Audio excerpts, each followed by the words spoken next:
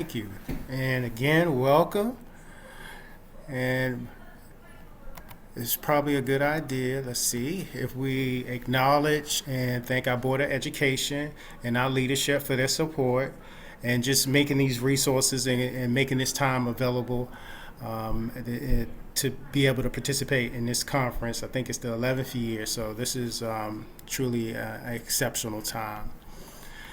And I also want to thank you for just being here, carving out this time to psychologically be here if you're here right now or viewing this. So thank you for that. All right. So as we go through this, I have a quick activity, and it's a check-in. This is how we can check in, right? How are you feeling as of right now? Would you categorize yourself as blue, green, yellow, or red? So if you could just take a moment and drop in the chat, where are you right now? Are you more blue, green, yellow, or red? And I'm going to check the chat and see what we have. Oh, we have a blue-green. Okay. Occupying two spaces at once. All right. Blue, green, bluish, green. Okay. All right.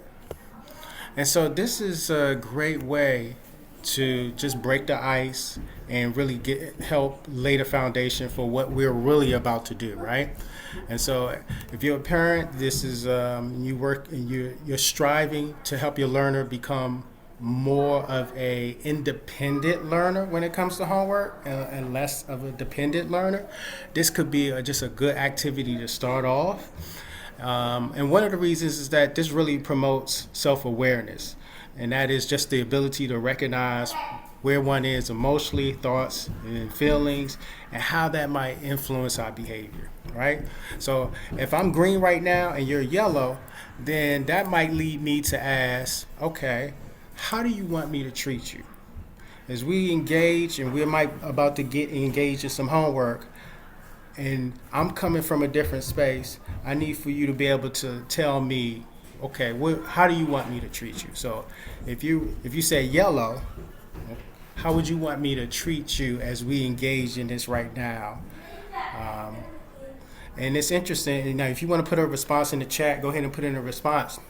When I actually do this with kids, for the most part, it's a building activity because they want to use words that are like nice, okay, I'm fine, and which is okay because that creates that self-awareness and really creating an opportunity for them to check in with themselves and really expand their vocabulary.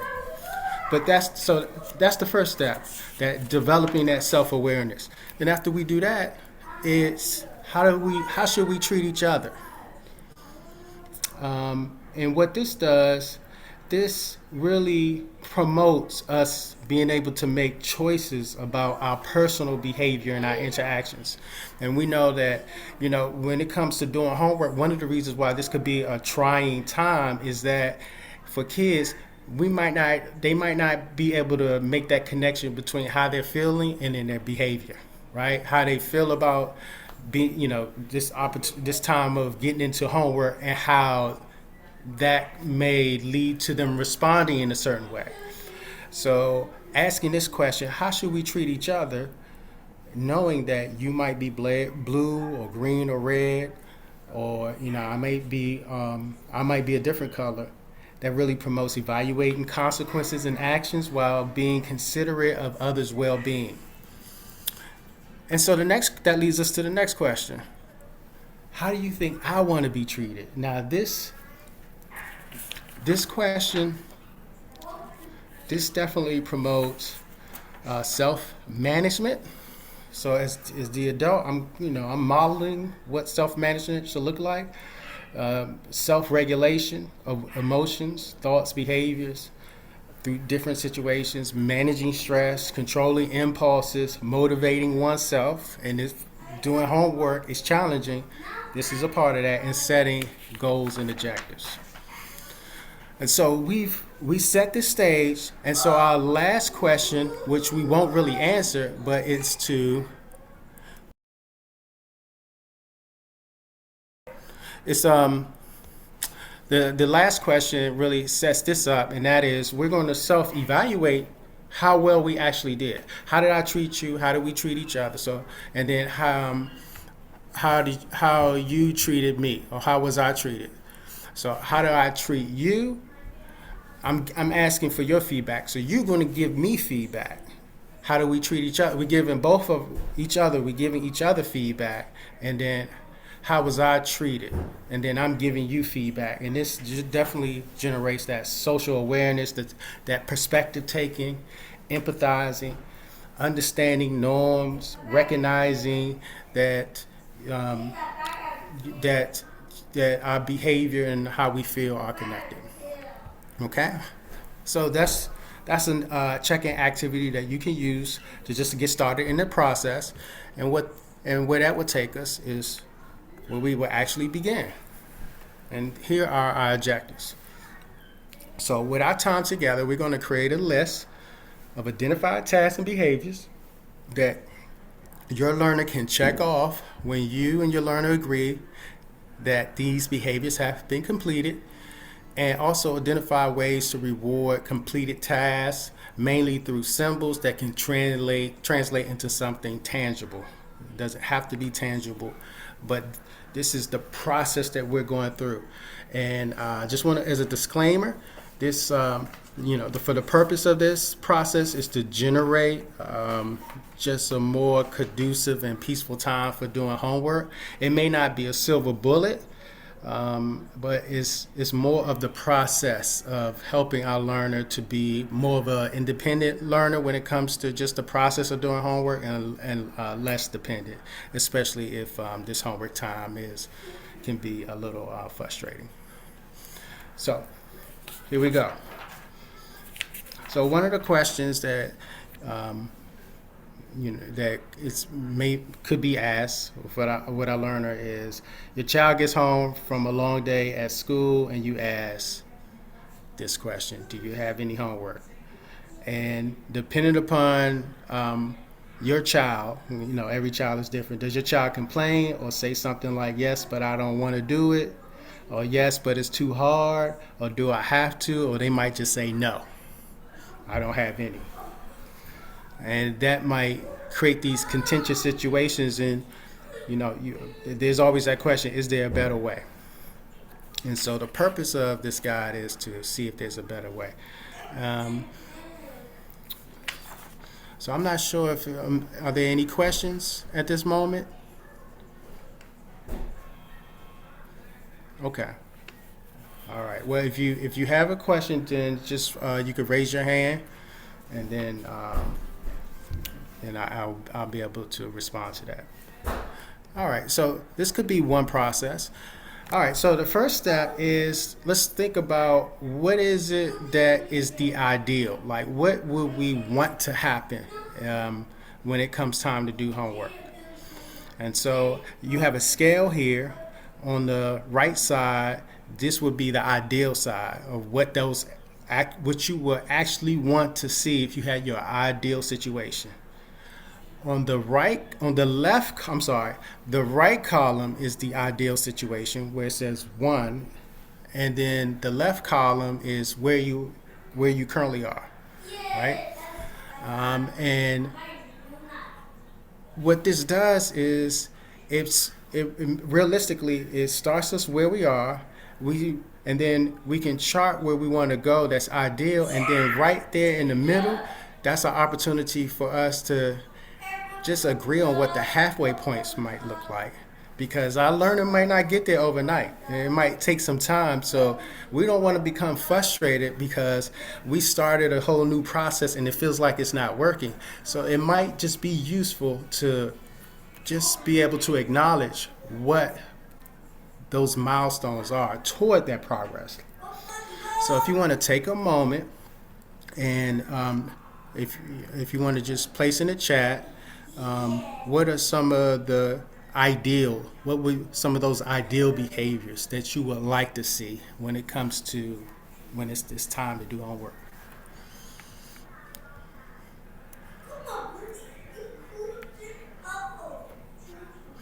Oh, something in the chat there. Motivation. Okay, that's a very good question. Okay, so motivation. So what would motivation actually look like? And is that Miss Wooten? Miss Wooten, if you like, you could put it in the chat or you could take yourself off mute. What is it in particular that you would like to see? Okay, a willingness. Okay, all right. So let's see if I've captured some of what that might look like. So I have some examples here, right? So here on the right side is the ideal. The left side is where I currently are. So I'm gonna start with the ideal. So number one, when I say get out your homework, you say okay, and you get your homework within 2 minutes. Okay, that's the ideal. Now, where I'm currently at this point would be, well, I say get out your homework. You do not immediately say okay, and you may not get your homework out within that 2 minutes. So my middle ground might be 1 minute or 60 seconds. You either doing one or the other. You might say okay, and you making progress on it. So that would be a middle. Another one would be number 2 on the right column. You get your homework and agenda out of the bag the first time after being asked. So I'm not asking you 2 and 3 times. That would be the ideal, that I ask you the first time and it's done. The starting point where we are on the left-hand side is that you get your homework and agenda out your bag after being asked the 5th and 6th times. So instead of moving from having to repeat it over and over again, we will move to just 1 time, and in the middle might be 3 or 2 times, right? So it's just being realistic on what that middle ground might be. Okay, so that's the first step. And then I would say that, look, you can have a list. Your list could be 7, 8, 9. It could be 10. But realistically, you might want to pick your top 2 and just focus on those top 2. Okay? And again, you focus on those top 2, and then just have your clear beginning, middle, and end as far as what you would like to see. And I would also say invite your learner into the process as well. And that would probably have a big payoff where they feel like they are a part of this from beginning to end, right? And they can give their feedback as well. So after we do that, we want to identify some rewards. And rewards, and don't always have to be tangible. They don't have to be expensive. In fact, you don't really want it to be tangible, and you don't want it to be expensive, because this is something that you're probably going to plan to do quite frequently. And so we know that folks are willing to work hard for something that they're involved in. In this step, you'll identify rewards that are the most powerful for your learner. You may want to include your child in the brainstorming process so that the rewards are meaningful and that they actually work towards them. So for example, here's some example of free rewards. It could, kids love technology. It could be doing different activities, whether it's cooking, just choosing a song in the car, if that's not, but you know your child best. So these are just examples of some inexpensive rewards. In addition, if your child has a particular talent, just including that in the process and just making a big deal out of it.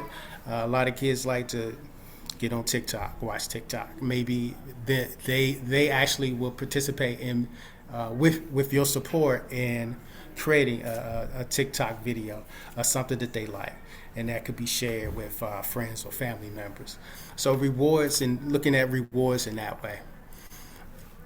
And so once we've done that, you want to create a way where you're going to track it. Now, this is an old school way where you create it, you have a sheet and you check it off, and you could do it that way. And we actually have a copy that you can use. That's a PDF in the guide that we have accessible, that we can make sure that you have access to. You could do that. or you can actually use Class Dojo. And there's a parent version of Class Dojo where you can use it for free. And here's just a quick video, and if you don't mind, I'm just going to play it so at least you'll know that you do have access to it. Now, the positive about this is that it will do your data collection for you, and you're going to need that data to apply rewards and just goal setting, right? So we're just going to take a moment and we're going to just take a look at this. It's less than 2 minutes.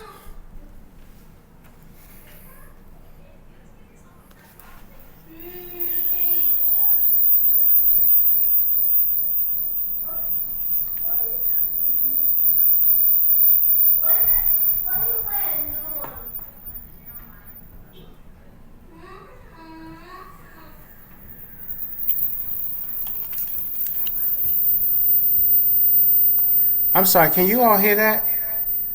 You can't hear it? Okay. All right. So let me just check this again. I thought I had my sound optimized. Let me just double check it. Oh, I did. It just seemed like it became unchecked. Okay, so I'm going to try it again. You go ahead.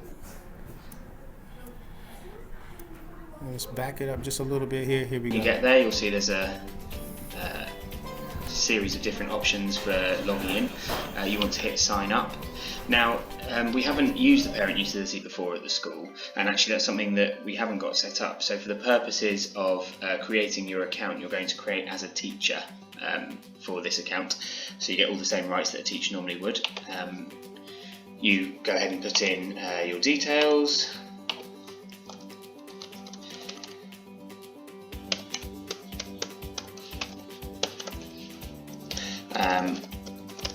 To sign up, and then you'll get some more options on the next page.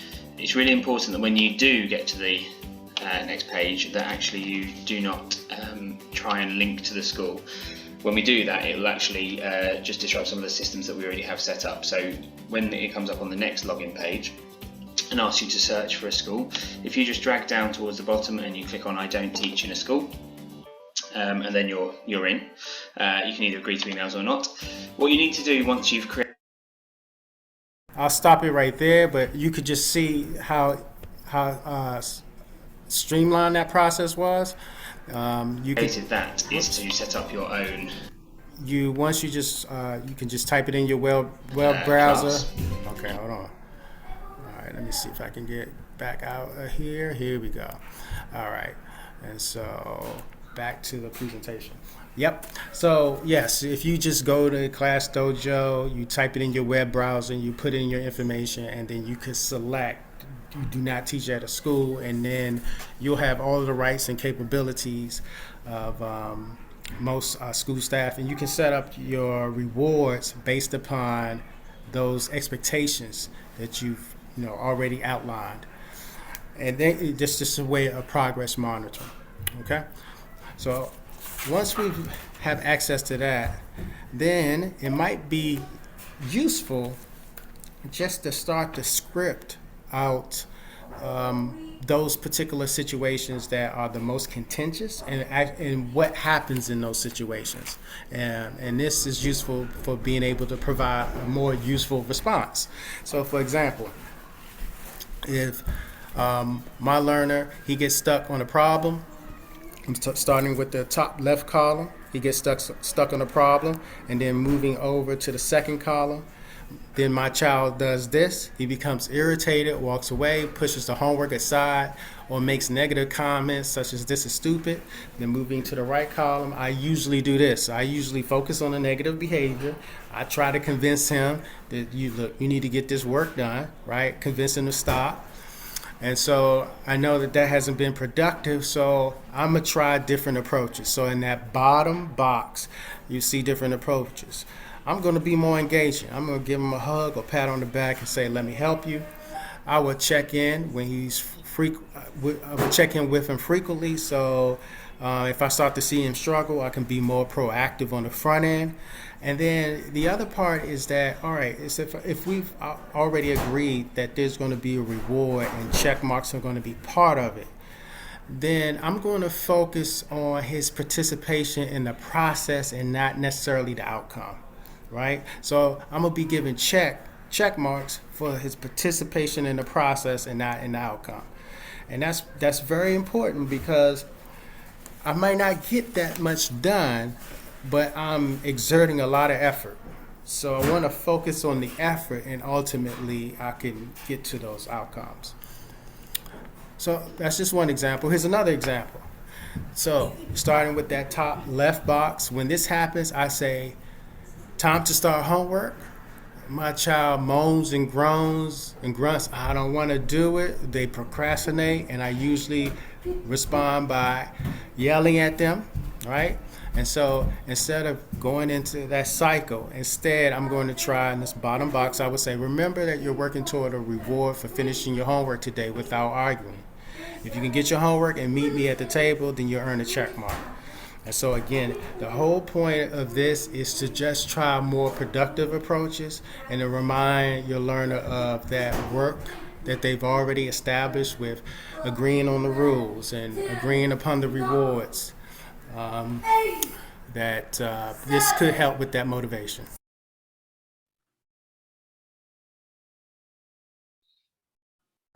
Okay. All right. So let's see what we have next. All right. Next slide. All right. So you might find this useful. Okay. So if you said, well, I got to script this out and come up with ways to that'll be more useful as far as my approaches. Well, here are some sentence starters that might be, you might find that it could be useful. So instead of the normal routine, you could say, I'm proud of you for working hard and not giving up.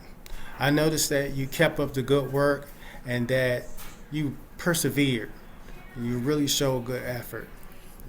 Or you earned lots of check marks today. That's because you were very resilient. You did not give up, give in, or give out. Okay, so these are just some examples. And again, you'll notice that all of the examples are focusing on their participation in the process and not the outcome. Right? So what's next? All right, so we talked about checking in. We talked about narrowing down our expectations to just a few, and then looking at those expectations as a clear beginning, where we're starting from, middle, what's halfway toward our ideal expectations, so beginning, middle, end, with the end being ideal. We talked about rewards that could be non-tangible, things that we know our learner might like to do or be interested in that's related to their talent. And so next, let's talk about goal setting. Now, goal setting can be useful because for the most part, we have a way to collect our learners' progress so far, so we can in turn use that for goal setting. And that could be helpful for their motivation, right? And so one of the ways we could do that is, remember, we're going to ask for feedback. How did I treat you? So you're giving me feedback, we're giving each other feedback. How was I treated, right? And I'm giving you feedback. This also can be part of that goal setting. Okay, so not just the amount of rewards collected, the amount of check marks earned could be, used for goal setting, but how well we are participating in this process, how well they are participating in that process, in this process, could be part of that goal setting. So if you said that I treated you with a 5, I might say, okay, well, that's definitely not a 4. It's a 5. So what could be done better next time to be a 6? Or if you say, you treated me with a 1, I'm going to say, well, that's definitely not a 0. But what can I do to move that 1 to a 2? Now, if you say that's a 0, and then I'm going to listen to that feedback, and then I'm going to ask, well, okay, what can be done to move that 1 to a 2? But then, okay, I'm modeling that, but then I'm going to ask you the same thing, and I'm going to be, encouraging you to do the same as well, all right? Because we're going to be in this homework time together. All right. And so once we've done that, we might find it useful to post our rules ahead of time or write them down in a designated homework place. We're going to set a time, maybe weekly, where we will do the progress, review our progress. Since we set goals to see if we're doing a good job, does it look like that when I ask you for feedback every Monday, you give me a 1? Then that then we can start to think, okay, is it something about Mondays in particular when it's time to do homework, or what can we do differently? And then ultimately maybe make a connection with School Max. How's this relating to the learner's actual grades, and just seeing that impact there.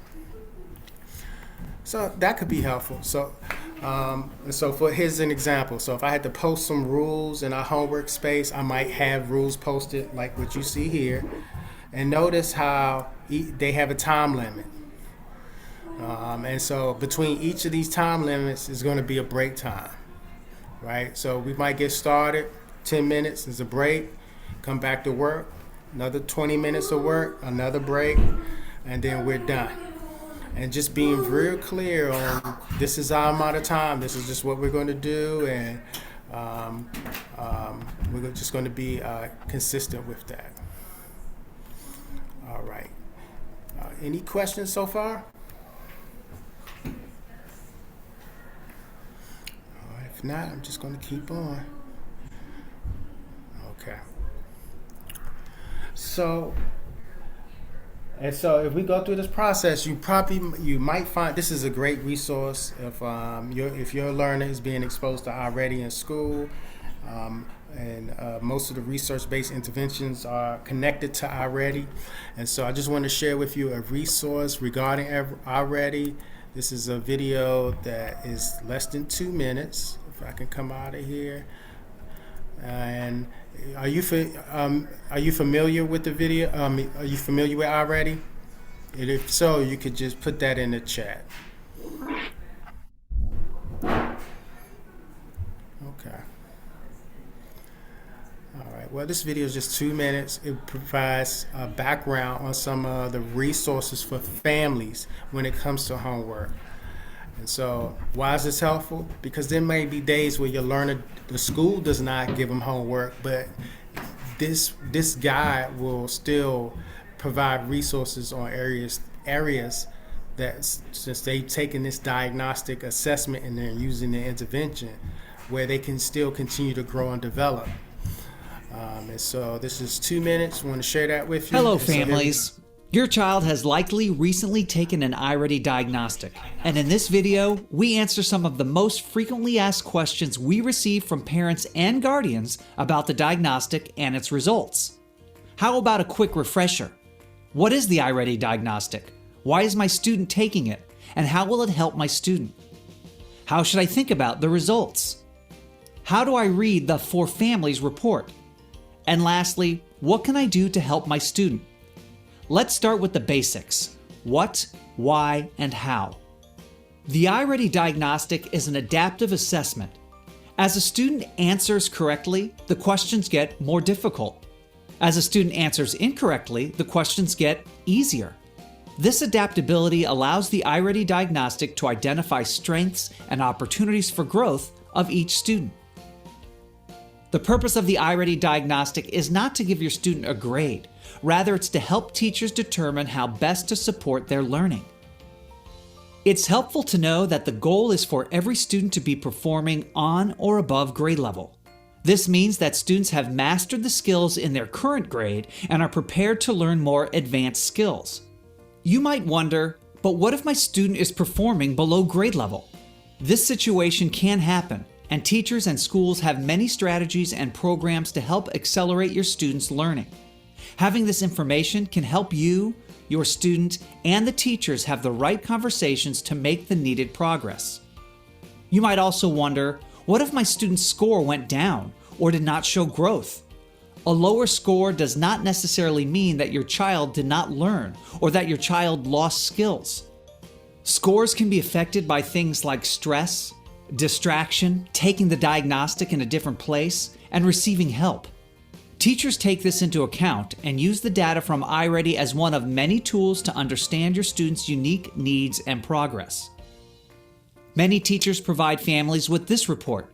It's called the 4 Families Report. On this report, the blue bar on the graph indicates how your student performed on the test in relation to their grade level, which is indicated by the green shading. If your student has taken 2 assessments, there will be 2 blue bars. The national norm percentile below the graph lets you know how your student performed in relation to students in the same grade level nationwide.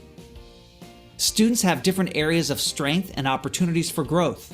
It is important to understand how your student did in more specific learning areas, which are called domains. The domain table shows how your student performed in these domains and helps teachers know where to build on strengths and focus their support. Finally, how can you help your student? First, you can openly discuss these results. Celebrate their strengths and progress and collaborate with them on planning how they will reach their goals. You can also reach out to your student's teacher to get a full picture of your child's progress and learning, as well as suggestions on how you can best support your student at home. If your student uses iReady personalized instruction, review their progress on the student dashboard and discuss their learning together. Visit the iReady Family Center for additional information and helpful guidance and tools to support your student at home. Your involvement in your students' learning is invaluable to their growth and progress. Thank you for taking the time to watch this video, and thanks for being a part of the iReady family. All right, so as you can see, that report does have a lot of useful information. And again, if your learner doesn't have homework that particular day, but you just want to keep that routine intact, this is a great way to continue to do that. So I'm actually going to drop this. There's a link where if you wanted to receive more information about this particular report and other resources, I'm going to place that in the chat here. So you can have access to it if you don't already. And that should be coming through. And what you will find is that your child may be eligible for tutoring as well. So in addition to that particular report, you might have access to iReady tutoring. So that's in the chat. And I think that is going to pretty much, whoops. Let's get back to the presentation here. I guess that sums it up. Pretty much sums it up. So that's it for the presentation. Are there any questions? Is this a publicly, I see there's a question. Is that video publicly available? I believe it is. If you go to the iReady website and you put in the family report, that particular video should come up. Yep. And it's connected to a diagnostic, which gives invaluable feedback as far as strategies and learning activities that can help develop your learner's need. Okay. So with that being said, I'm going to stop sharing. And that was a great question. If there are not any other questions, I'm just going to stick around here for a moment. And thank you. Thank you for your question.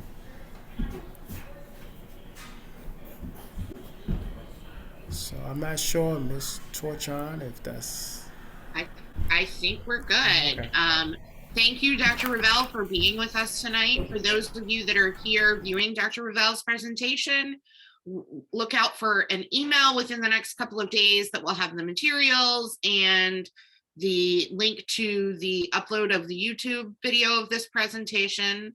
And thank you very much for coming out tonight.